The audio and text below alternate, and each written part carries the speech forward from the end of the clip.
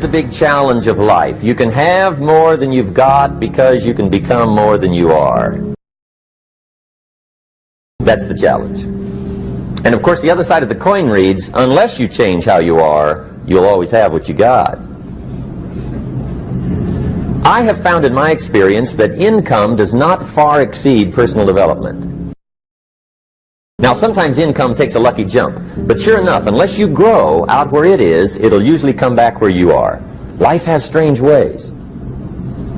If somebody hands you $1 million, best you become a millionaire quickly, so you get to keep the money. Otherwise, sure enough, it'll disappear. Somebody once said, if you took all the money in the world, divided it up equally among everybody, it would soon all be back in the same pockets. Incredible. Success is something you attract, not something you pursue. Success is looking for a good place to stay. So instead of going after it, you work on yourself. Personal development. See, the major question to ask on the job is not what are you getting? The major question to ask on the job is, what are you becoming? See, the big question is not what am I getting paid here? The big question is, what am I becoming here? Because true happiness is not contained in what you get. Happiness is contained in what you become. So that's our major subject for tonight, personal development. Of all the assignments Mr. Schoaf gave me at age 25, this was probably the most difficult. In fact, I'm still working on this one. I think it's an unending challenge to see what you can become. The next subject is called Basic Laws. And it's good to study the basics. And I call these basics primarily because they come from the Bible. Now, I'm not a theologian or a minister, and that'll be apparent. But Mr. Schoaf taught me that the Bible was a good textbook for ideas and stories and success equations, how to live the better life. I found out that was true. He also taught me that the Bible is as practical as it is spiritual, and I found out that's true. If you look at your bank account and your income and you're not happy, there are several places in the Bible to check to see what the heck's wrong so you can make the changes. And we're going to cover some of those tonight, called basics. Okay. The next subject is my favorite, setting goals. Mr. Schoaf taught me how to set goals. What a favor that was. One morning at breakfast, shortly after I met him, he said, Jim, let me see your current list of goals, and let's go over them and talk about them. He said, maybe that's the best way I can help you get a better direction started. And I said, I don't have a list. He said, well, is it out in the car or home somewhere? I said, no, sir. I don't have a list anywhere.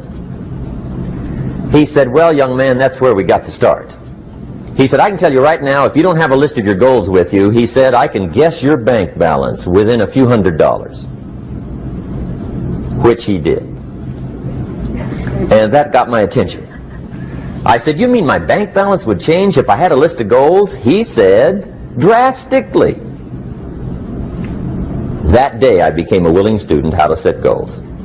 And sure enough, learning how to set goals changed my life. And I often wondered why no one had ever taught me how to set goals up until age 25. I went to high school, but if they offered it, I missed it.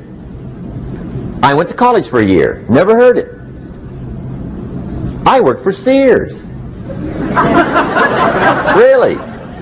And to my knowledge, Sears never taught it. Right? How to set goals. So here I am, age 25, married, my family's starting, I've been to college, I'm working, and I still don't know how to set goals. But fortunately, when I was 25, I met the man who taught me how, and it revolutionized my whole life. Economically, socially, personally, it's incredible. So I want to share with you tonight what Mr. Schoaf shared with me, how to set goals. It can be a life changer. Okay.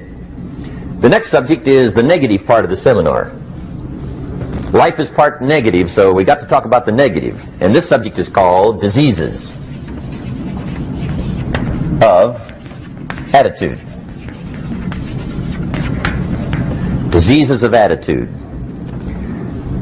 There's a lot of things that can wreck your chances to do well. We live in a rather dangerous world, so you got to be not only wise, you got to be careful. Now, attitude diseases are just as bad as physical diseases, right? High blood pressure, heart trouble. I mean, a lot of things lace your chances to do well. So you've got to be careful. And attitude diseases are deadly. I mean, they'll destroy all the good things you start. Okay? So we'll go through those attitude diseases, how to spot them, how to look for them, what they are, and the cure. And I'm a pro on these because I've had them all, so I can give you excellent advice on these. Now, the last subject we're going to consider tonight is called the day that turns your life around. The day that turns your life around. And under this subject, we're going to talk about the emotions that can change your life. Human beings are emotional creatures, and emotions are powerful for life change. Now, of course, emotions are so powerful they can go either way on you. Emotions can either build or destroy. So you really have to employ emotions properly. We call civilization the intelligent management of human emotions. If you can intelligently apply your emotions in the right direction, no telling what can happen. Could turn your life around one day would be sufficient. So we'll talk about those. Okay. Now that's a lot to cover in one evening, but we'll keep at it here and see if we can't get it all done. I'd like to have you now jot down the theme of the seminar. Every seminar should have a theme, I guess. We've got one. It's on some of our literature if you happen to notice it, but if you didn't, for your notes, here it is. The theme of the seminar goes like this: the major key to your better future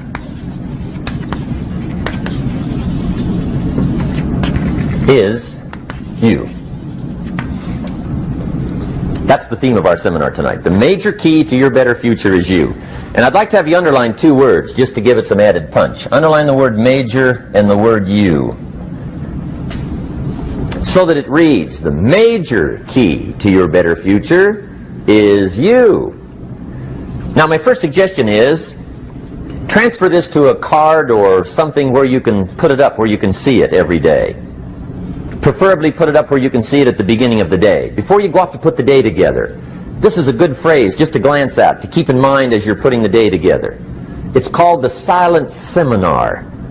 If you'll just let this talk to you during the day, I found it to be tremendously helpful. The major key to your better future is you. For a big share of my life now, I didn't have this one quite figured out. Among a lot of things I didn't have quite figured out. Many things used to puzzle me back in those early days. I used to wonder why two people could work for the same company, one make twice as much money. Now, see, that used to puzzle me. And maybe they were the same age, graduated from the same school, live in the same community, work for the same company, with the same products and the same services.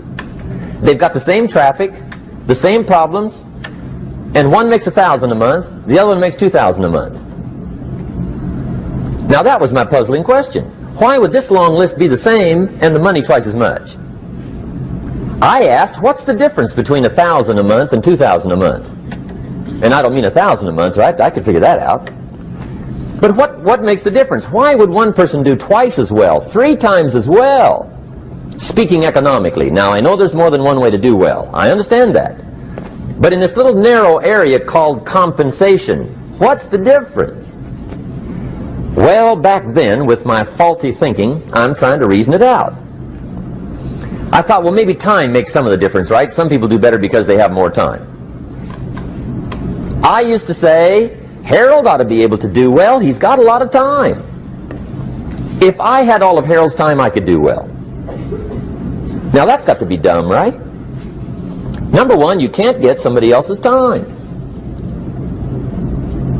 A guy says to me one time, he says, you know, if I had some extra time, I could make some extra money. I said, then forget it. There isn't any extra time. Hey, when the clock strikes 12 midnight, that about wraps it up, right? I mean, you can look around the gongs there for a little more, but it's over. You say to the guy, what are you doing? He says, I'm looking for extra time. See, they'll come and take you away, right? There isn't any more time. Now, if you can't get more time, which you can't, what could you get more of that would make a difference in economic results? And here's the key word. Make it a part of your notes. We're going to consider it tonight. The word is value. And I have a little phrase for your notes. Value makes the difference in results. Value makes the difference.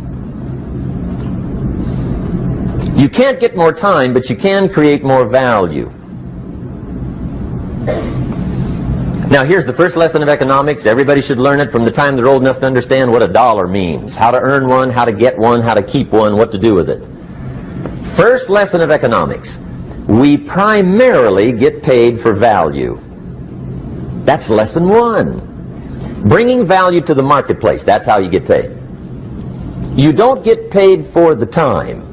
I know it takes time to bring value to the marketplace, but you get paid for the value, not the time. Now, since that's true, here's one of the key questions of the evening.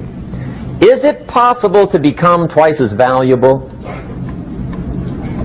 at the marketplace and make twice as much money in the same time? Could you become 3 times as valuable? Make 3 times as much money in the same time? Is that possible? The answer is yes, if. And it's always if, right? Life is known as the big if. Harry Truman once said, life is iffy. How true.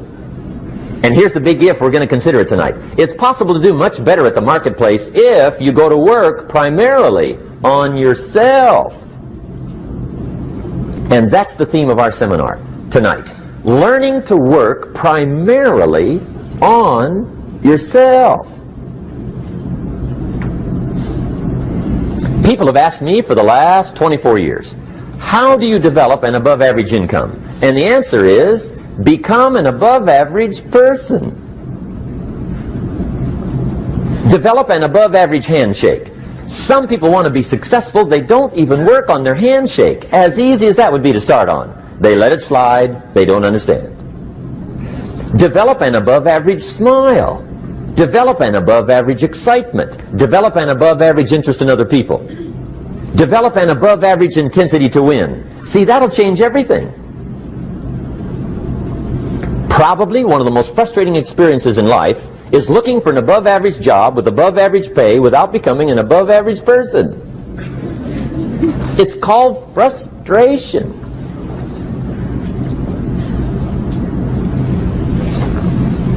And Mr. Schoaf gave me probably the greatest clue he gave me when I first met him.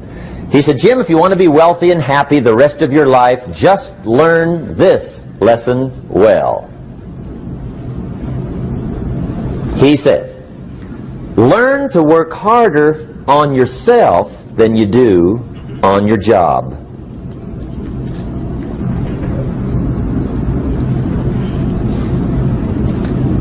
Then Mr. Schoaf gave me probably one of the most important clues among so many things he taught me, but this was in those early days. Mr. Schoaf was very kind, but he was also very abrupt. And he had these interesting questions to ask. I'm giving him a little rundown one day on how things hadn't worked out for me. He said, Mr. Rohn, I've got the answer for you if you will listen carefully. And listen carefully I did that day and for the next 5 years. If somebody's wealthy and happy, you gotta listen. He said, Jim, I've only known you a short time. But he said, it's already my honest opinion that for things to change for you, you've got to change. That wasn't quite the answer I was looking for.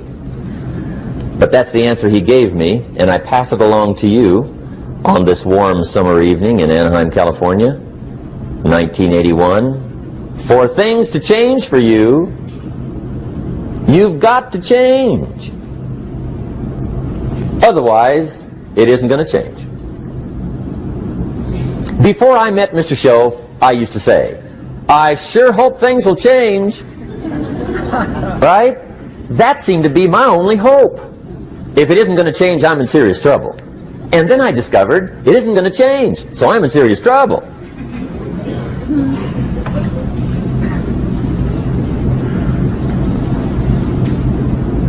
See, I can tell you what the 80s are going to be like. You have dropped into the right place. I did a seminar one time for Standard Oil executives and management in Honolulu. And we're having a conference one day on this big conference table. And one of them said to me, Mr. Rohn, you know some fairly important people halfway around the world. What do you think the 80s are going to be like? I said, gentlemen, I do know the right people. I can tell you. So they all listened very carefully. And I said, gentlemen, based on my wide experience, I can really honestly say to you, in my opinion, in the 80s, it's going to be about like it's always been. Aren't you glad you came? That's inside. I don't pass that around just everywhere. Now, of course, I said that to make a point, but I also said it because it's accurate. It's going to be about like it's always been. It isn't going to change. The tide comes in, and then what? It goes out. For 6,500 years that we know of, recorded history, and probably long before that. So it is not going to change. It gets light, and then what? It turns dark. 6,500 years. See, it's not likely to change. And we're not to be startled by that. If the sun goes down, the guy says, what's happened, what's happened? It means he hasn't been here long, I guess, right? It always goes down about this time. The guy says, well, I don't like that arrangement. Well, you got to talk to somebody besides me, right?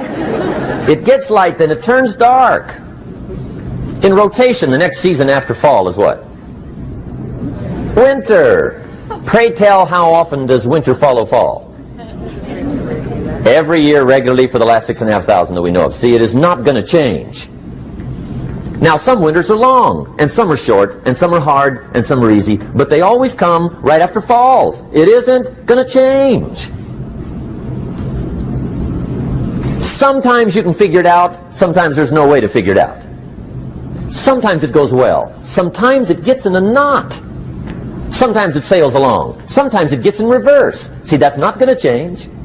The last 6,000 years reads like this: opportunity mixed with difficulty.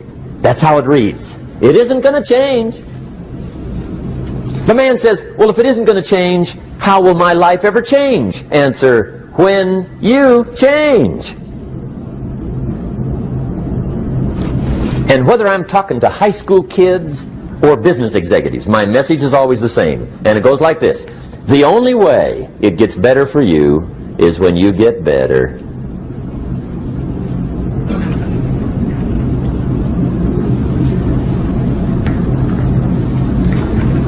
Let me give you the 4 major lessons in life to learn. Here's 4 majors. It's good to study the majors. In our weekend seminar we teach. Some people don't do well because they major in minor things. You've got to be on the lookout. At the end of every week, end of every month, you've got to check, make sure you're not spending major time on minor things. Hey, we go through that whole series. Majors and minors. Now, let me give you 2 phrases before we get to the 4 majors. This will set it up and you'll see where I'm going. 2 key phrases for your notes. Here's the first one. Life and business is like the changing seasons. That's the first phrase. Life and business is like the changing seasons. One of the best ways to describe life, it's like the seasons. Frank Sinatra sings, life is like the seasons. Now here's the second phrase. Very important. You cannot change the seasons, but you can change yourself. You can't change the seasons, but you can change yourself.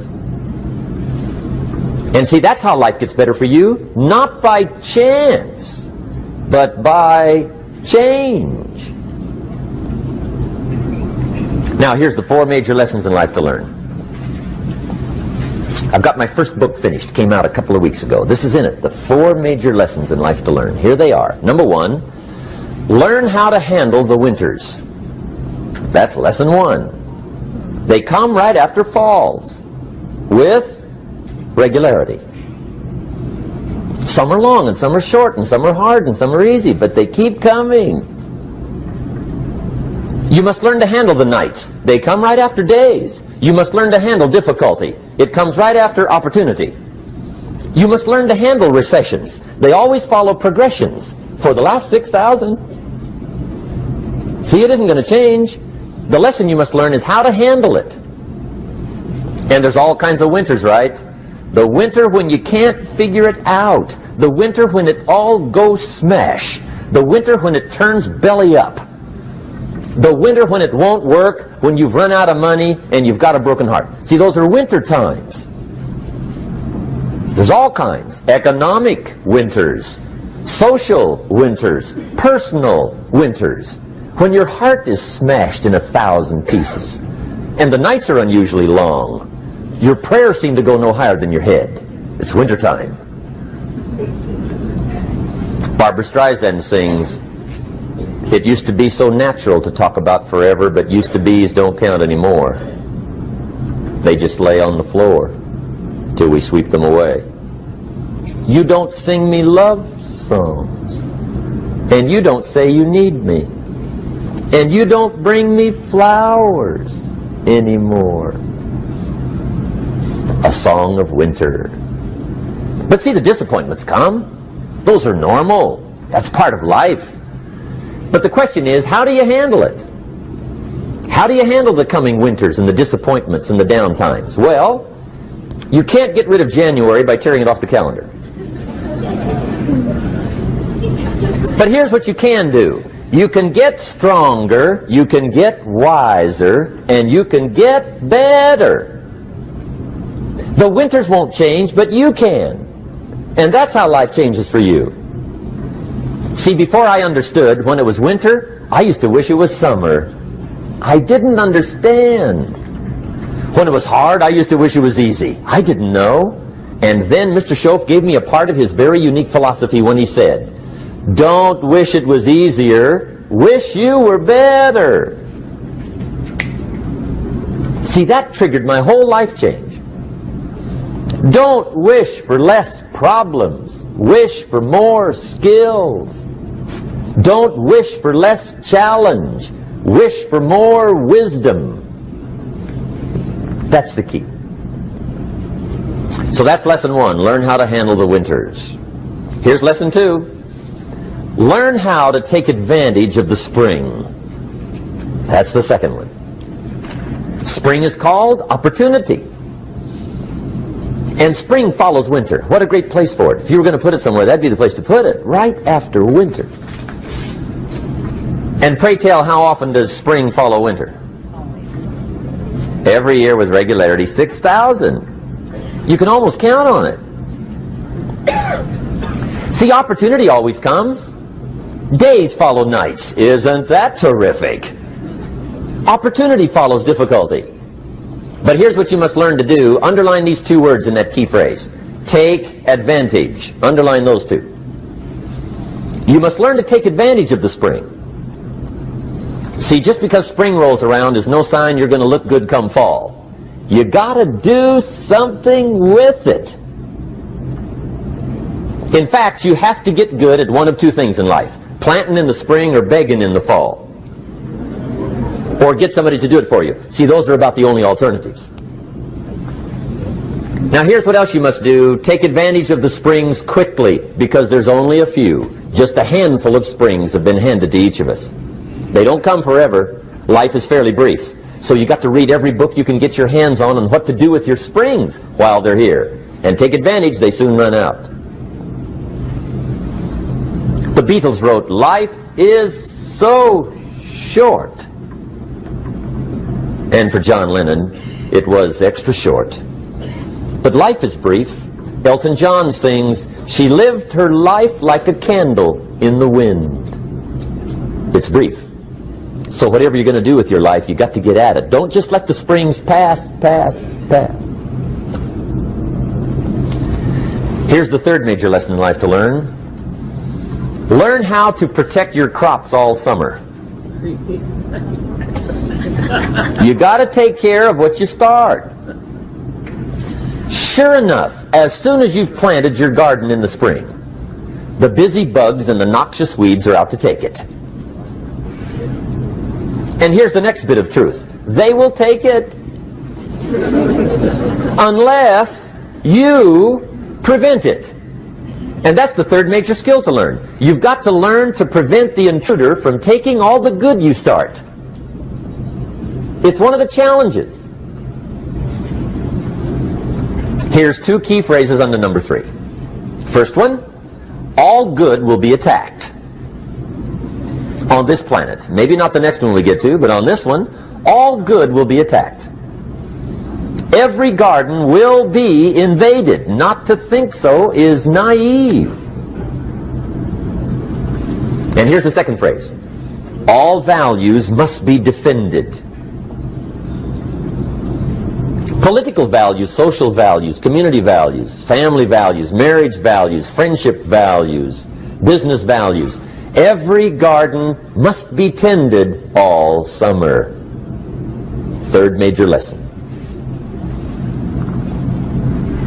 Now here's number 4. Fourth major lesson in life to learn.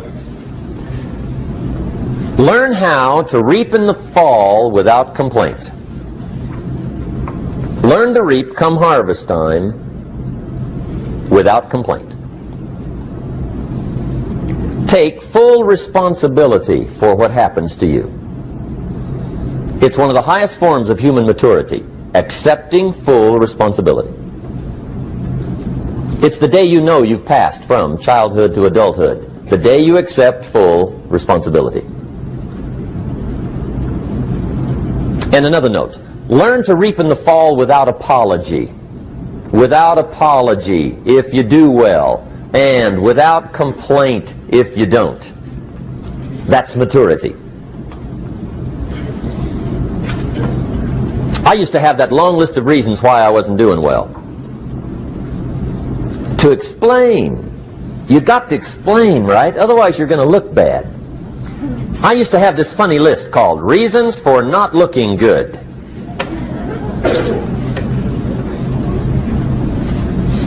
I used to blame the government. I mean, you can believe that or not. It was at the top of my list. I had a lecture second to none. The government. That was on my list. I used to blame taxes. Look what you got left after they take everything. And they expect you to do well. That was on my list there. Prices, that one's easy, right? You walk into the supermarket with $20, come out with a little half bag. So I had that on the list. I used to blame the weather. I blamed the traffic. I used to blame my car. I blamed the manufacturers. I used to blame the company. I blamed company policy. I used to blame the training program. I blame my negative relatives. They were always putting me down. I blame my cynical neighbors. They're just selfish, looking out for themselves. Won't loan you money? They were on my list.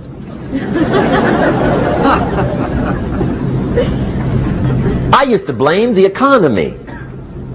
I blamed the community. That's a pretty good list for not doing well, isn't it? I thought it was good. I'll never forget one day, Mr. Schoaf was very kind, but he was also very blunt, and this was no exception. And I'm glad he was blunt. There's a lot of things I'd have missed if he hadn't have been blunt. One day, with sort of a curious look on his face, he said, "Jim, just out of curiosity, tell me, how come you haven't done well up until now?" Excellent question. I thought, well, so I won't look too bad, I'll go through my list. And this list I just gave you, I put that on him. And he was very patient. He let me go through the whole thing, the government, the weather. I went through this whole thing.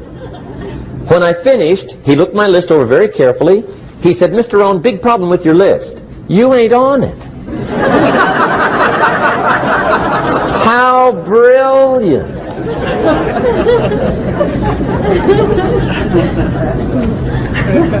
When I went to work for him a few months later, I learned very quickly to tear up my list, reasons for not doing well, and I threw it away. And I got me a fresh piece of paper. And I put one word on it. Me. There's a Black Heritage spiritual that says, "It's not my mother nor my father, nor my brother nor my sister, but it's me, O Lord, standing in the need of prayer." See, I used to blame everything outside. And then let me give you a little philosophy that helped turn my life around. For your notes, here it is.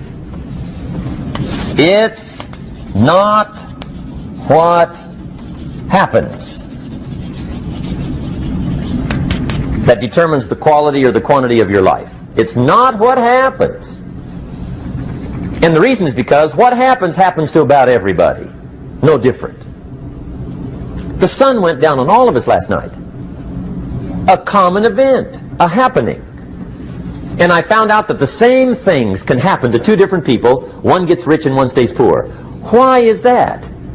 It's because it's not what happens, but rather it's what you do that changes everything.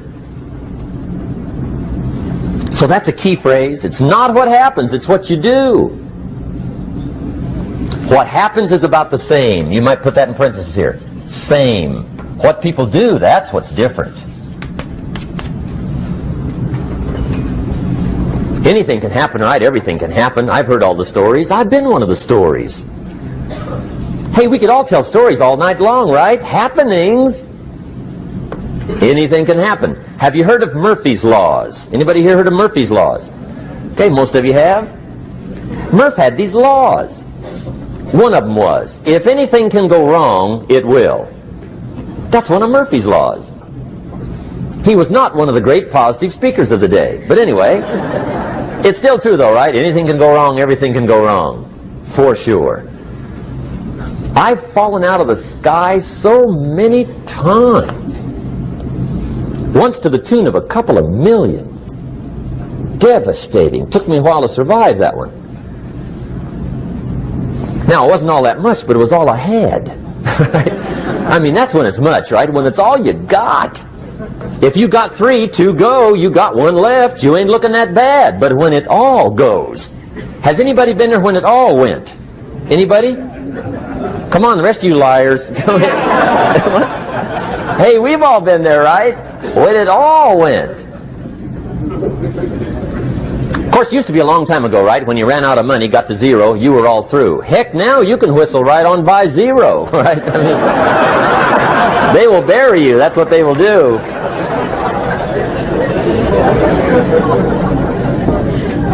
But see, those are the happenings, right? Everything can happen. Anything can happen. But it's not the happenings. It's what you do about it. Somebody says, yeah, but you don't understand the disappointments I've had. Come on. Everybody's had their share. Disappointments are not special gifts reserved for the poor. Everybody has them. The difference is what you do about them. It's not the weather. I used to blame the weather, and I discovered it rains on the rich. So see, that won't help. 2 men wake up one morning, there's a rainstorm on. One of them looks out his window, sees the rainstorm, and he says, wow, what a storm. With weather like this, they can't expect you to go out and make sales. He stays home. Same morning, the other guy looks out his window, sees the same storm, says, wow, what a storm. But he says, you know what, with weather like this, what a great day to go out and make sales. Most everybody will probably be home. Especially the salesman.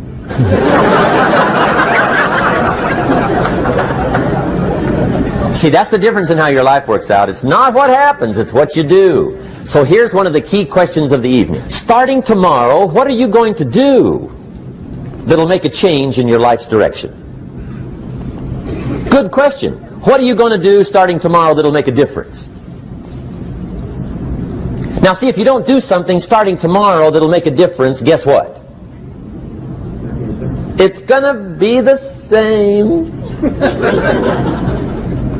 And see, that way you can guess what the next 5 years are going to be like. Look at the last 5. Because the next 5 are going to be like the last 5 unless you, major key, tomorrow, change it all.